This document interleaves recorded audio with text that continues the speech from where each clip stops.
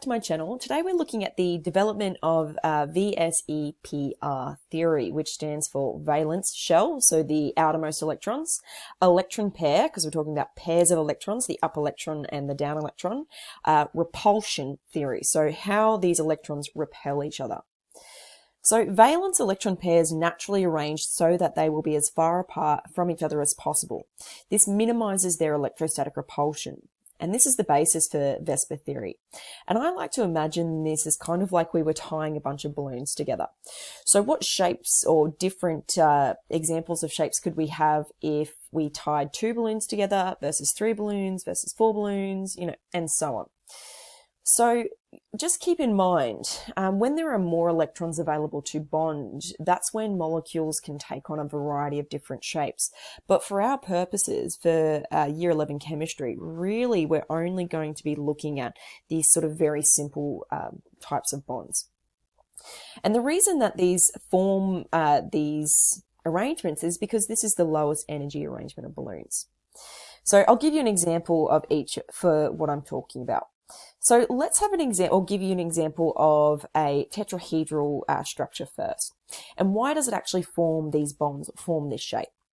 So this goes back to the idea of orbitals. So just as a little refresh, the first orbital is always the s orbital, and the s orbital only fits 2 electrons, and that would be the up electron and the down electron.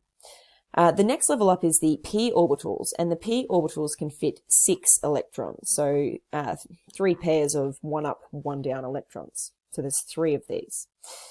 Now, what actually ends up happening, the shape of this s orbital is more like a sort of sphere, and remembering these shapes, it's not so much a shape as like a probability cloud where it's most likely that the electron will be. So this shape that the s orbital forms is a very spherical sort of shape. The p orbital is much more like a figure 8 sort of shape.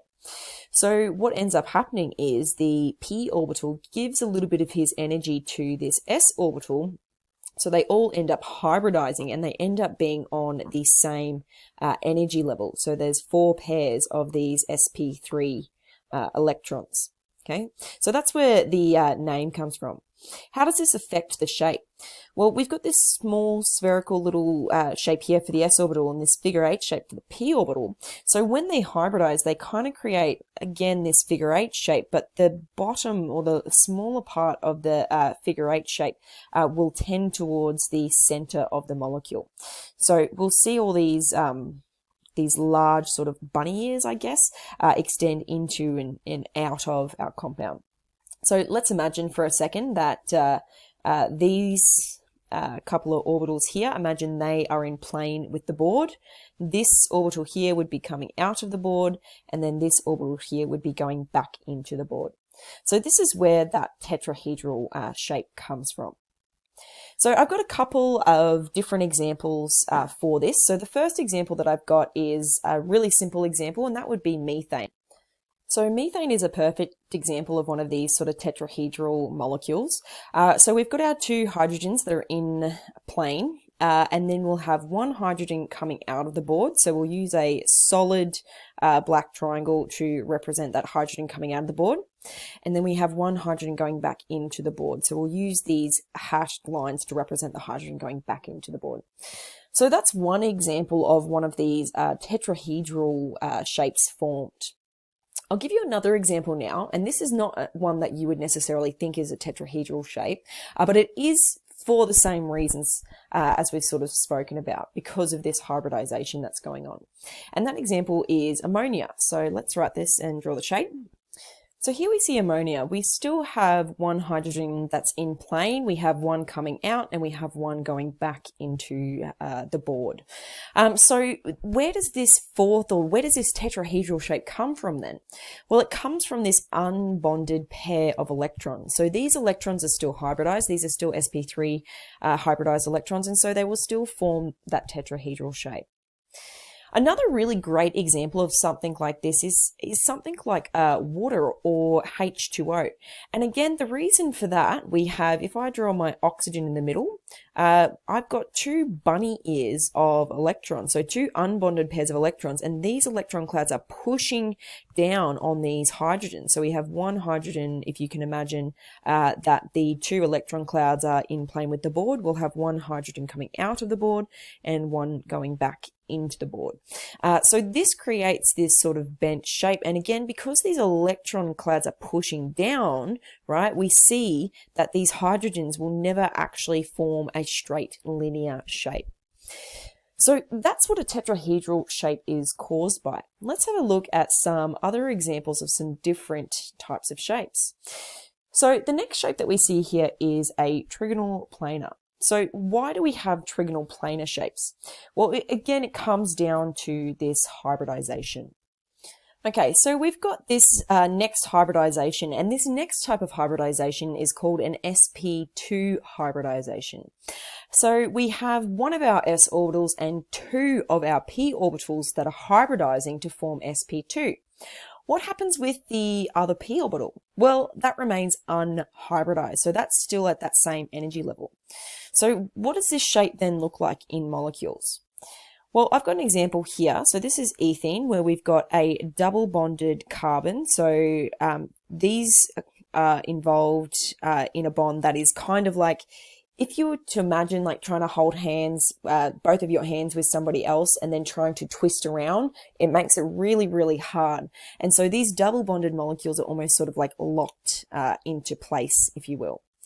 So this molecule here, ethene, what we actually see is we see this trigonal planar hybridization going on between the two hydrogens and the carbon, and then between these two as well. So what we see, I'm going to draw it here in pink. So we've got the trigonal planar bond here, and then we'd have our unhybridized p orbital that would be sticking out over the top, forming this figure 8 shape. So that's where those p orbitals would be. So that would be this orbital here. So this is particularly interesting because with these molecules, because they're sort of locked into shape, they can actually have some really interesting properties. So I'll give you an example. So if we just change some of the constituent groups on here, so I'm changing two of the top hydrogens to chlorines now. So this, keep in mind, this chlorine atom, it's really quite large compared to the hydrogen. So it creates this really sort of unbalanced molecule. And so when we have these two groups that are the same, so not including hydrogen, because sorry, hydrogen, you're just not that special. When these guys are on the same side, these really big obnoxious groups, that's actually called a very special name called a cis isomer. So cis means the same. Now, if we compare this to something like a trans isomer, so a trans isomer, we have one chlorine on top and then we'd have one chlorine sticking out the bottom. And again, keeping in mind, the sizes of these chlorines are really quite large compared to the hydrogen. So it creates more like a shape of molecule that looks like this as opposed to looking like that. So this has really interesting effects, especially when you take things like medication and assuming you're taking, say, a cis isomer and it ends up being the trans isomer, it can actually do a lot of damage in the body. And we actually have had quite a few famous cases of this happening.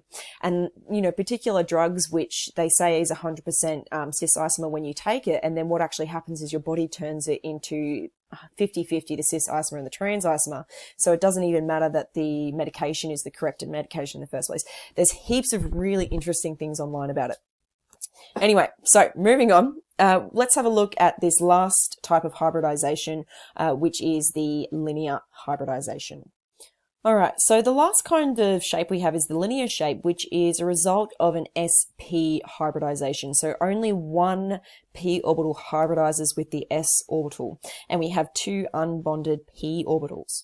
So with this linear one, if we were to imagine these sp orbitals, I'll do these in blue, then we can see this sp orbital here, okay, and we can see this sp orbital here.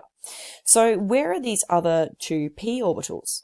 Well, if we can sort of imagine, so we've got one that's going back into the board and then coming out like that, and then It's always tricky trying to pick colors that I know that the majority of people won't be colorblind to. I'm sorry, I am going to pick green here. And then this one here coming out and then going back into the board again. So that's where those 2p orbitals actually end up going. So we don't get to see that hybridization in the shape. We only get to see this linear hybridization. So that's the basis behind this valence shell electron pair repulsion theory and why it's really the driving force behind particular shapes of particular compounds. Really, for this lesson, what we need to understand is what is the benefits of having this 2D modeling over 3D modeling. And I think what it really just comes down to is, like I was sort of carrying on a bit before, I try not to get distracted. I always end up getting distracted, but it's just so interesting. So the cis and the trans isomers, they really look the same on paper because they're very flat structures on paper. But then when we look at them in 3D, they actually have these drastic impacts on the body, especially if we're trying to take them as some sort of medication. So that's the reason why really we have this VSEPR theory, so that we can better understand these different compounds. Alrighty guys, I've harped on longer than enough. I will see you in the next video.